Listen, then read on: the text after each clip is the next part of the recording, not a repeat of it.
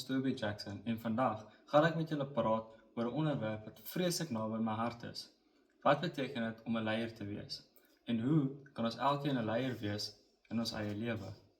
'n Leier is iemand wat ander inspireer om op te tree op maniere wat hulle nie dink dit is moontlik nie.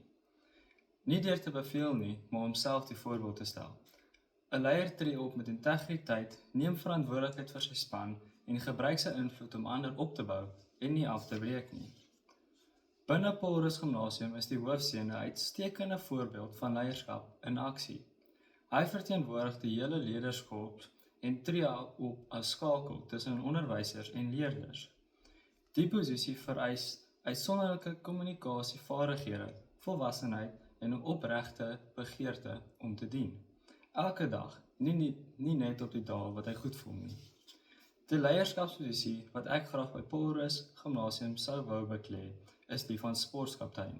Sport is waar karakter gebou word, onder druk in die laaste minute waar alles saak maak. As sportkaptein sou ek my daartoe verbind om nie net 'n leier op die veld te wees nie, maar ook daarvan af. Ek sou my span aanmoedig om hard te oefen, mekaar te ondersteun en met waardigheid te wen en verloor.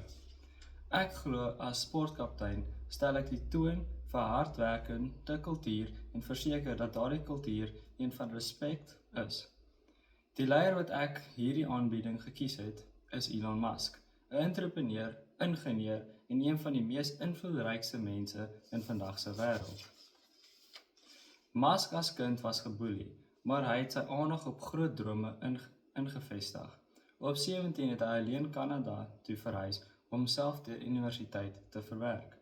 Hy het later maatskappye soos PayPal, Tesla en SpaceX gestig, ondernemings wat letterlik die wêreld verander het.